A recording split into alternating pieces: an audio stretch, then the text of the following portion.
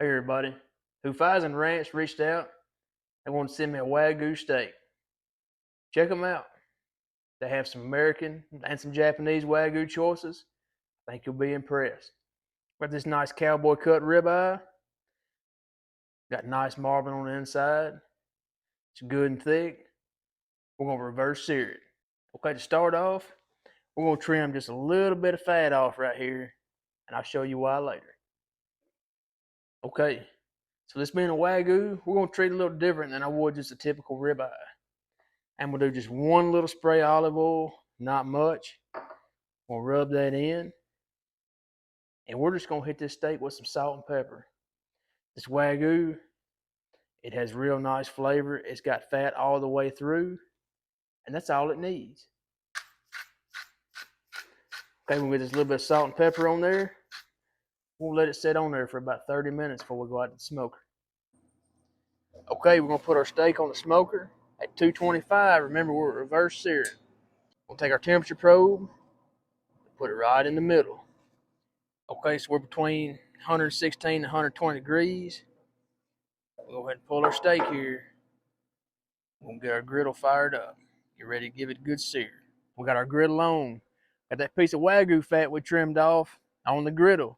We'll render it down and sear the steak off in that. That's going to be better than butter, oil, or anything else you can think of. Once we get that good and rendered where we want it, we're going to go to a medium-high heat, not all the way high. This is a thick cut of steak, so we don't want to sear it too fast. Okay, we got our ribeye on. It's in that nice Wagyu fat. We're going to flip it about every 30 seconds. We're going to take our thermometer probe. Be looking for about 123 to 125 internal because it's going to go up about 5 degrees while we're resting. We'll come back 30 seconds, flip that. Once it's done, we'll bring it inside and give it a good rest.